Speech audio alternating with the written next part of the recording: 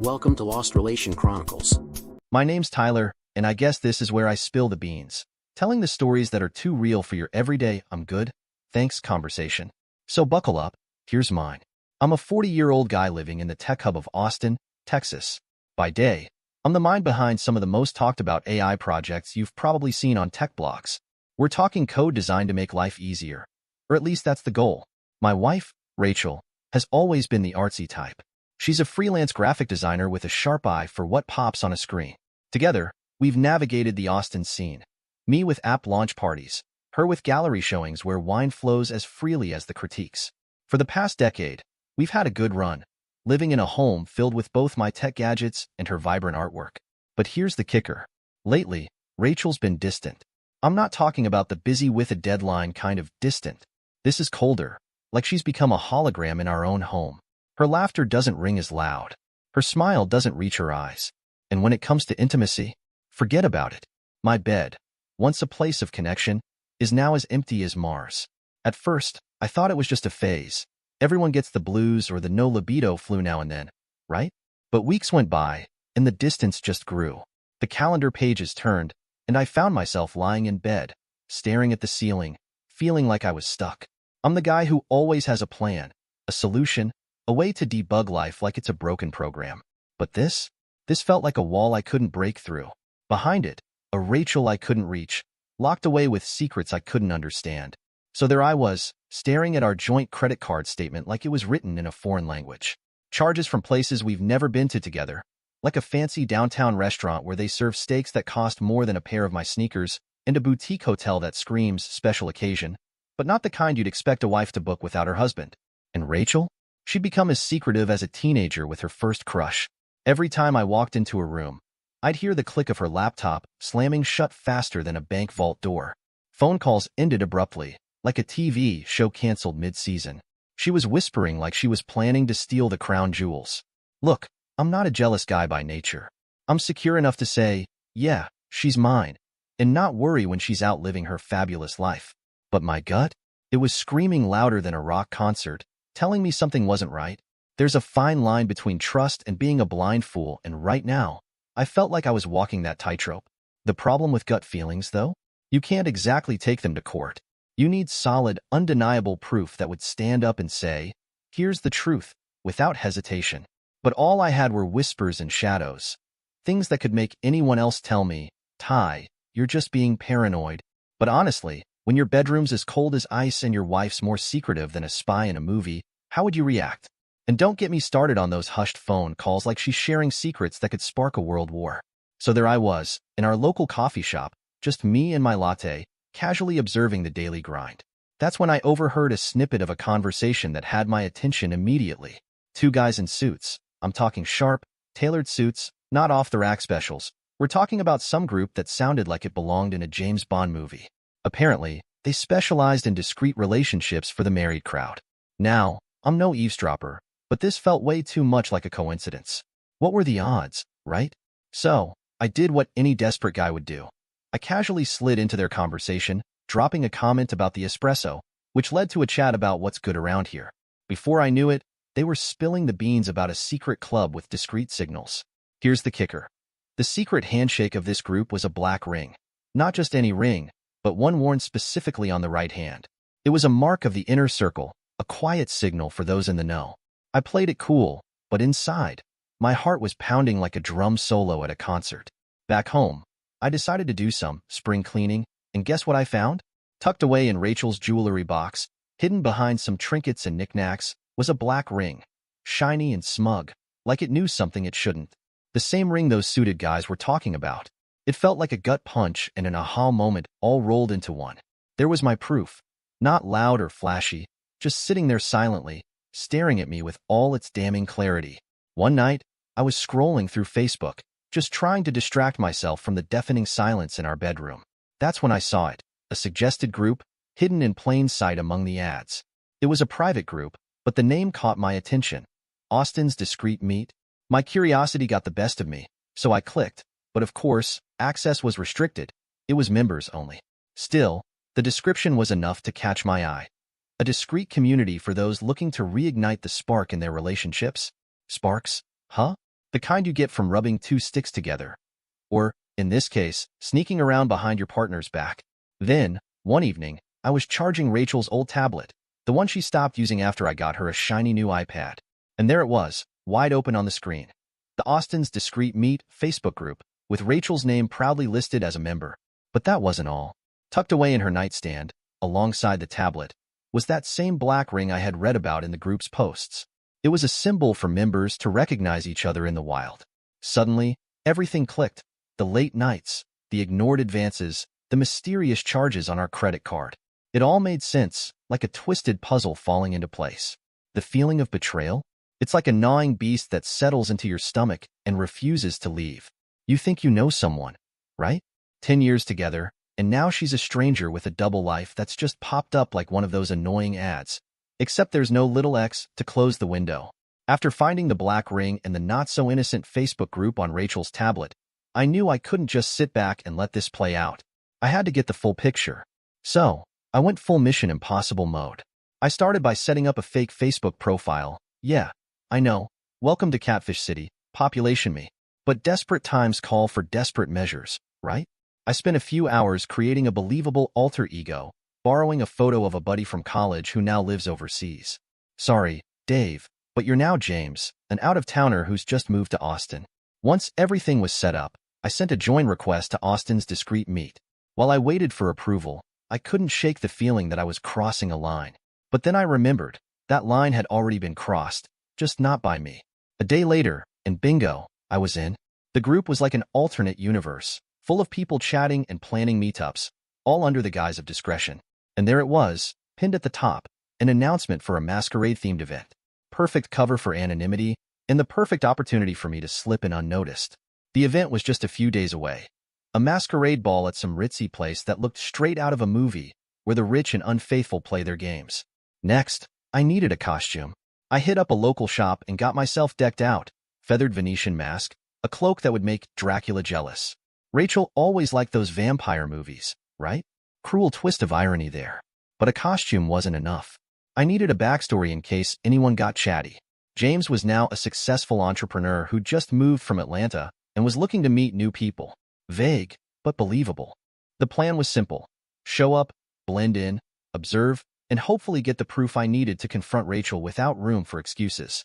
So there I was, in a getup that would make the Phantom of the Opera do a double take, stepping into the masquerade in San Antonio, a lavish affair oozing with opulence and the faint scent of secrets. My heart was pounding like a drum roll as I weaved through a sea of gowns and suits, all hiding behind masks. I wasn't just in costume, I was in character. James, the out-of-towner, was on the prowl. But the real me, Tyler, was on a mission. I kept my head down and my eyes sharp, scanning the crowd for the one face I knew all too well. Then, like a lighthouse beam cutting through fog, I heard it, Rachel's laugh. Funny, right? How you can pick out the one laugh you've heard for years in a room full of people. There she was, draped in velvet, her mask adorned with jewels concealing her eyes, but not her aura. She was with someone, a guy with a grin I could spot as sleazy from a mile away. I edged closer, every step heavy with the weight of what I was about to do. They hadn't seen me yet, just another masked stranger among many. But as I neared, my heart was racing. It was showtime. I slipped through the crowd, made it to their little bubble of betrayal, and stood there for a heartbeat. Rachel was mid-conversation, a glass of champagne in one hand, the other resting on the guy's arm. I reached up, pulled off my mask with all the drama of the evening, and asked, "Enjoying the party?" My voice was steadier than I felt. The look on her face was pure shock, like she'd seen a ghost. Her companion, Mr. SAS, looked like he was about to choke on his own Adam's apple. "Tyler," Rachel gasped, the color draining from her face. "What? How?" There were a million things I wanted to say, a flood of questions and accusations. But all I could do was stand there, the raw truth hanging between us like a thundercloud. Part of me enjoyed the shock on her face, the way her confident demeanor crumbled. But the other part, the part that had loved her, that had shared secrets and dreams, a decade of life, that part was broken. Shards of trust pierced my chest as the room began to spin with whispers. The masquerade's facade started to slip as people began noticing the drama unfolding. I watched Rachel's eyes dart nervously around the room, her world unraveling in front of everyone. After my grand unmasking, I stood in the eye of the storm I'd just created. The murmurs around us grew louder, and the masquerade's melody turned into a dissonant hum as the crowd picked up on the chaos, hotter than the latest gossip. Rachel, her mask now just a cheap prop, looked like a deer caught in headlights. Her mouth opened and closed, but no sound came out at first. Meanwhile, I could feel the rage building inside me, a storm that had been brewing ever since I first caught the scent of her lies. Her companion, Mr. Tall, dark and sleazy, looked like he was trying to slink away, but I wasn't having any of it. I grabbed his arm, giving him a look that I hoped said, "You're part of this mess too, buddy."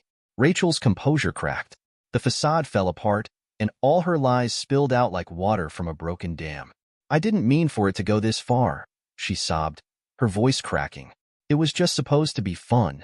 A game. A game. My marriage, our life, was a game to her." The crowd was eating it up, but I couldn't care less about the audience.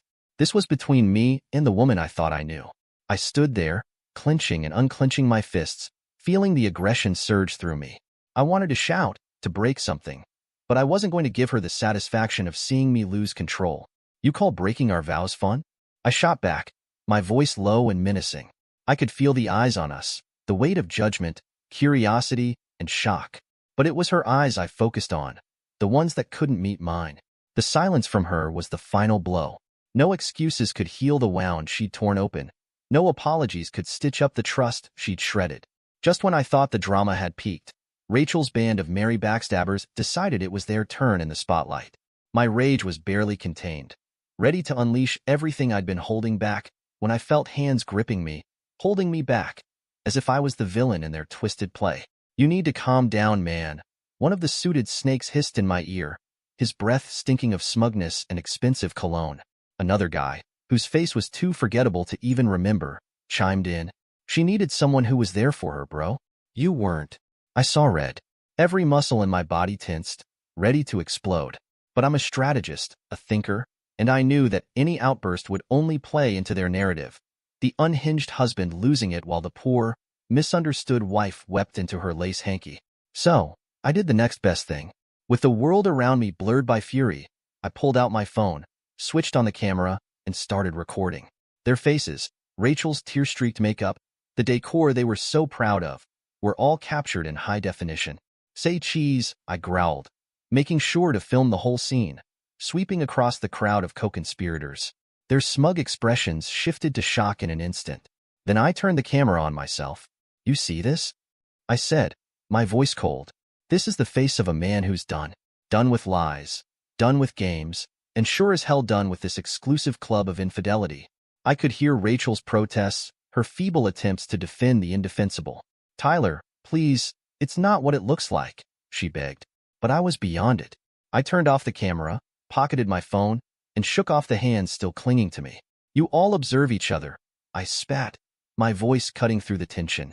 There was no dramatic exit, no slow-motion walk. I just walked away, the chatter and chaos fading behind me as I stepped into the cool night air. The silence was deafening compared to the uproar I'd left behind, but it gave me the space I needed to think, to plan my next move.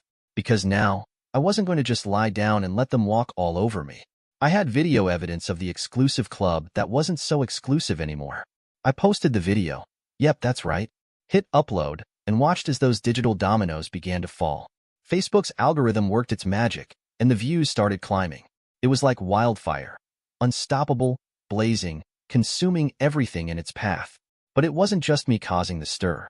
Austin's finest keyboard warriors, the good folks of the internet who still believe in right and wrong, jumped in with shares, comments, even some of those react videos where people watched for the first time.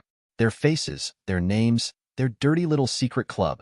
It all got dragged into the harsh light of day. Of course, Rachel was livid. My phone blew up with messages, missed calls, a symphony of notifications. "How could you? You've ruined us. Take it down, Tyler." But the thing was, she'd already done a bang-up job of ruining us all by herself. I didn't reply. What was there to say? Thanks for the memories and the lessons in betrayal? Nah, I just blocked her number. She became just another contact on the list, no different from a telemarketer or a spam bot. Now, don't think I came out of this unscathed. A guy doesn't go through something like this without some scars. But here's the kicker. I came out stronger, wiser, with a little more grit under my fingernails. I wasn't about to sit around nursing my wounds and letting moss grow under my feet. No, sir. It was time for a fresh start, a new chapter. So, I decided to learn the art of cold approaches, walking up to a stranger and starting a conversation. No masks, no secrets. Just me and my newfound boldness. It wasn't about finding the next Rachel. It was about finding Tyler again. The guy who can chat up someone new without an agenda. The guy who isn't afraid to take a step forward, even if he's still brushing off the dust from the fall. And here I am, hitting the streets, coffee shops, parks, wherever life buzzes, and real people show their faces without the need for a masquerade. It's thrilling. Like the first time you ride a bike without training wheels. Wobbly? Sure. But damn, it feels good to be in control again. Life's a lot quieter now, and that's exactly how I like it. The chaos has faded, and in its place, I've found something new. Something real. Max and Luna, my two German shepherds, are my constant companions now. The moment I brought them home, everything changed. They've become my new family, loyal, loving, and full of energy. Mornings are my favorite part of the day. I get up, pour myself a cup of coffee, and then it's time to hit the park. Max and Luna are practically bouncing off the walls as soon as they see me grab their leashes. It's like they can sense when I'm ready to start the day. We go on long walks, and I just let my mind wander. It's amazing how calming it is to be with them. No judgments, no expectations, just me and my dogs, enjoying the simple things. I've gone on a few dates here and there.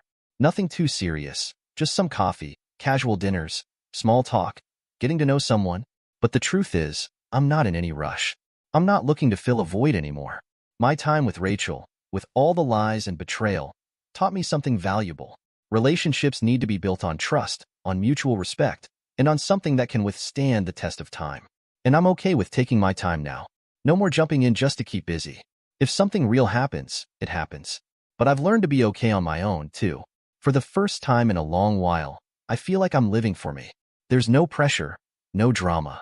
Just me, my dogs, and whatever the future holds. I've got the time and the space to figure things out.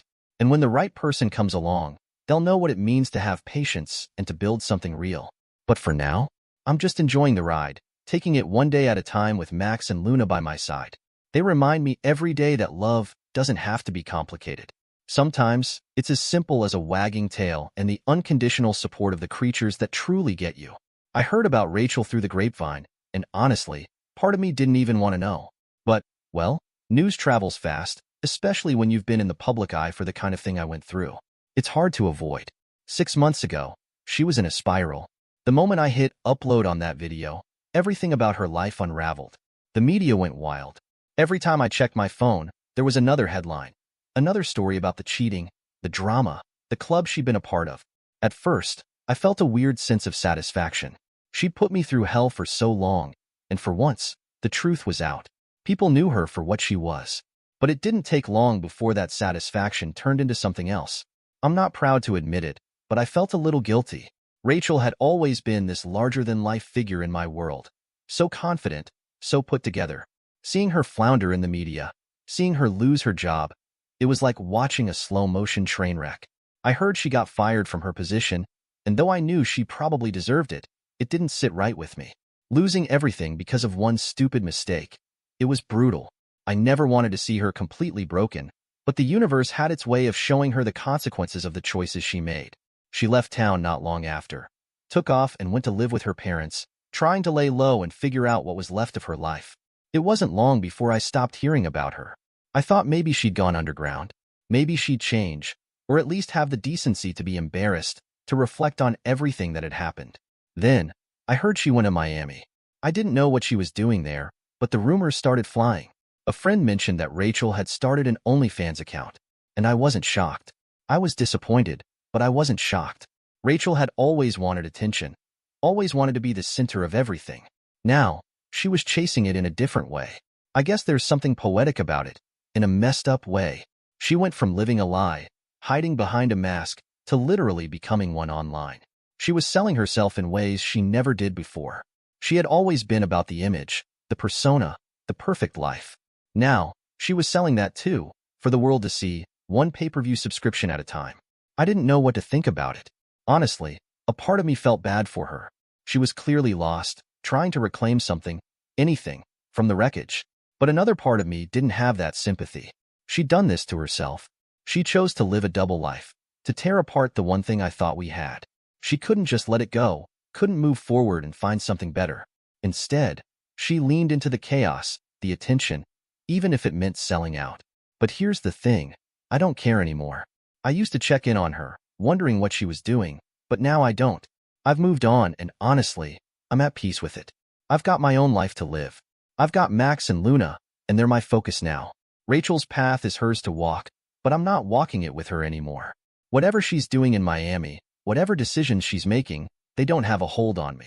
I've learned enough from that mess, learned enough about what kind of person I never want to be, and what kind of life I don't want to lead.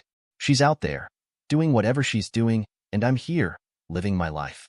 I'm at a place now where I've learned not to dwell on her mistakes, not to let her choices affect mine. My life is a lot quieter now, and I intend to keep it that way. So, if Rachel's found a new way to grab attention, so be it. I'm over it. She's no longer a part of my world. And honestly, that's the way it should be. Dear listeners, please share your thoughts in the comments section below, and don't forget to like, share, and subscribe.